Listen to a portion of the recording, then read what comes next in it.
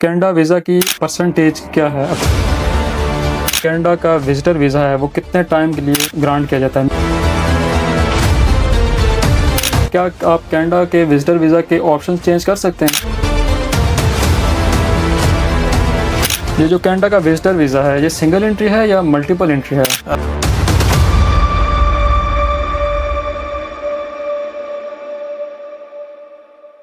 अस्सलाम वालेकुम to everyone. AG migration में आप सबको खुशामदीद कहते हैं। आज हमारे साथ एजी माइग्रेशन के CFO मिस्टर जाकिर साहब तशरीफ़ लाए हैं। तो welcome to AG migration sir. बहुत बहुत शुक्रिया आपने अपना कीमती वक्त हमें दिया। सर सबसे पहले जो बेसिक क्वेश्चन है ना कनाडा विजिटर वीज़ा के हवाले से, क्योंकि जो भी क्लाइंट्स आते हैं तो हमसे यही क्वेश्चन करते हैं कि कनाडा वीज़ा की जो है परसेंटेज क्या है, अप्रूवल परसेंटेज।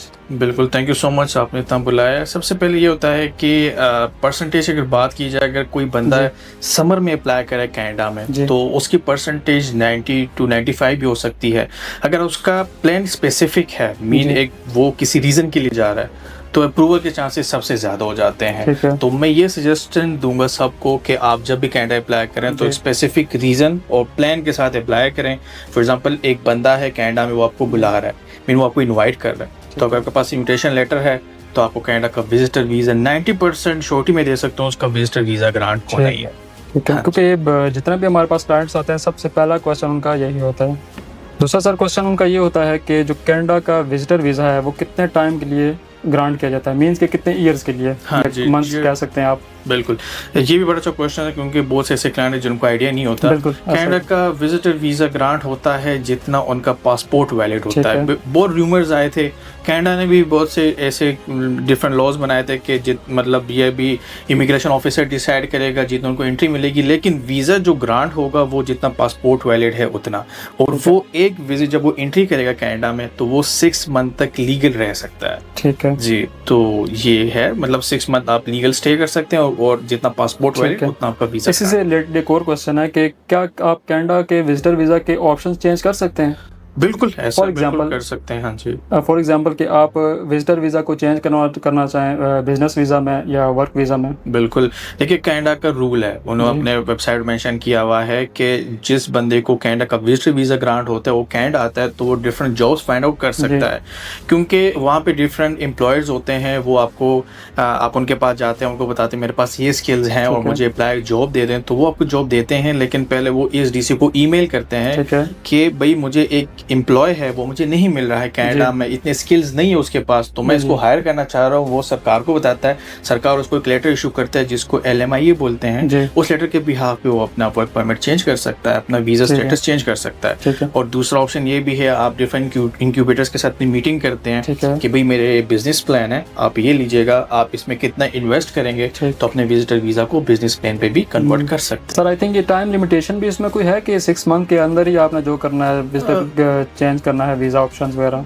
बिल्कुल, टाइम लिमिटेशन तो है, मतलब 6 मंथ के अंदर आप लीगली अपने विजिटर वीज़ा को चेंज करना बहुत ज़रूरी है। अगर आप नहीं कर सके तो कोई टेंशन की बात नहीं है, वो बंदा वापस आए फिर एंट्री करे कनाडा में एक लीगल तरीके से।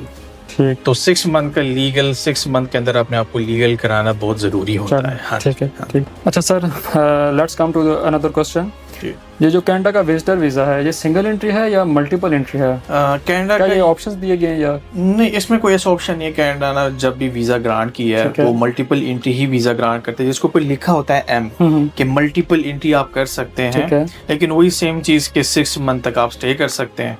6 मंथ के बाद फिर आपने एग्जिट करना जरूरी है। ठीक है, मतलब 6 मंथ के बाद जो 6 मंथ के बाद अगर आप लीगल नहीं रहते तो फिर आपने इलीगल रहना जरूरी नहीं होता, मतलब गलत है, आप इलीगल ना रहे किधर भी तो वापस आए फिर आप एंट्री करें, 6 मंथ और आपके पास टाइम आ जाता है। अच्छा सर, जो बड़ा ही कॉमन क्वेश्चन है जी, लेट्स सपोज कि अगर विजिटर वीज़ा कनाडा का रिजेक्ट हो जाता है या रिफ्यूज़ल मिल जाता है तो उसमें क्या क्या ऑप्शंस अवेलेबल हैं?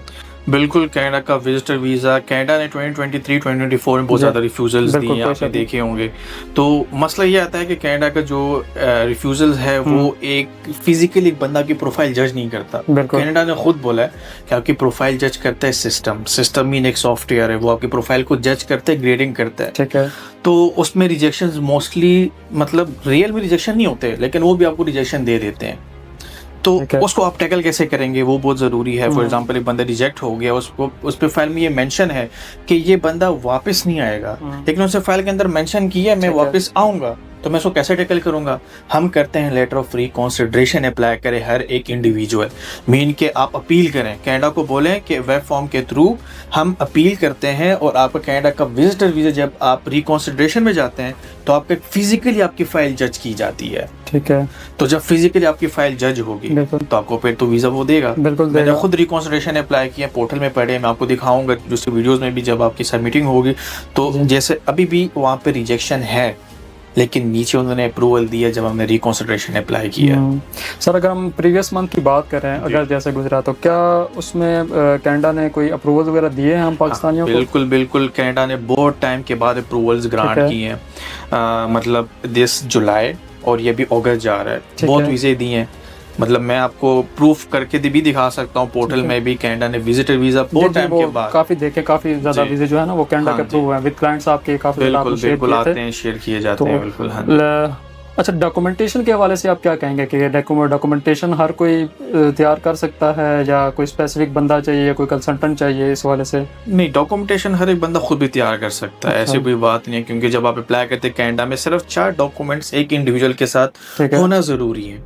फर्स्ट उसका पासपोर्ट की कॉपी, क्योंकि वो मांगते हैं आपसे, बिल्कुल वो तो जमा करवाना भी पड़ता है। सेकंड आपका जो है ID card, national identity card, कि आपकी क्या आइडेंटिटी है यहाँ पे। थर्ड आपका आता है जो बंदा आपको इनवाइट कर रहा है, invitation letter, I think proposal होता है वो। हाँ, मतलब फॉर एग्जांपल एक रीजन हम देते हैं फाइल के अंदर कि भाई मैं कॉन्फ्रेंस के लिए जा रहा हूँ या मैं उससे मिलने के लिए जा रहा हूँ। ठीक है। तीसरा आता है फाइनेंशियल प्रूफ। अब मसला यहाँ पे आता है, बिल्कुल बिल्कुल, हमने काफी ज्यादा लोगों ने फेस भी किया है इसको। बिल्कुल, फाइनेंशियल प्रूफ नहीं है लोगों के पास, तो फाइनेंशियल प्रूफ को कैसे टैकल करना ये बहुत जरूरी है। अब फॉर एग्जांपल एक बंदा कनाडा अप्लाई कर रहा है, उसके पास फाइनेंशियल प्रूफ नहीं है, तो वो क्या करेगा? ये मेरी सजेशन है, कनाडा ने खुद पोर्टल के ऊपर लिखा हुआ है कि आप 3 डॉक्यूमेंट्स अपलोड कर सकते हैं, और मेंशन है वहाँ पे, बिल्कुल मेंशन है। फर्स्ट आपका डॉक्यूमेंट है कि आप 3 मंथ की स्टेटमेंट अपलोड करें। सेकंड आता है कि आप बैंक से बैलेंस सर्टिफिकेट ले लें। बिल्कुल, फॉर एग्जांपल आपने किसी से पैसे डालें तो आप बैलेंस ट्रांजैक्शन ना शो करें, हो सकता है। थर्ड आता है जो बंदा आपको इनवाइट कर रहा है, आप उसकी फाइनेंशियल प्रूफ अपलोड करें। तो फॉर एग्जांपल एक बंदा तो आपको इनवाइट कर रहा है, फिर भी तो आप उससे फाइनेंशियल प्रूफ लें, इनविटेशन लें, फाइल अपलोड करें। तो हमने टाइज भी शो कराने, एडिशनल डॉक्यूमेंट में हम टाइज शो कराना बहुत ज़रूरी है कि मैं वापस क्यों आऊँगा। एक तो मैं फाइनेंशियली स्ट्रांग हूँ, सेकंड मैं लगाऊंगा भाई मेरी फैमिली यहाँ पे, फारसी है, मैरिज सर्टिफिकेट है, तो उसके थ्रू हम आपकी प्रोफाइल बनाते हैं और इंशाल्लाह वीज़ा ग्रांट हो जाता है, और ये हर एक बंदा कर सकता है। अच्छा सर, आपका बहुत बहुत शुक्रिया। Thank you so much. बस एक रिक्वेस्ट है कि जो हमारे कनाडा जाना चाहते लोग, क्लाइंट्स हैं, उनकी आपकी क्या है वो रिक्वेस्ट होगी? जी, मेरी तो ये रिक्वेस्ट है कि हर एक बंदा अपने फ्यूचर के लिए सोचे, और कनाडा में फ्यूचर बहुत ही अच्छा है, फैमिली स्टेबल हो सकती है, ऐसा है। लेकिन बस एक छोटा सा रिस्क, $185 का फीस होती है, वो पे करनी है, मतलब 50,000 का रिस्क है।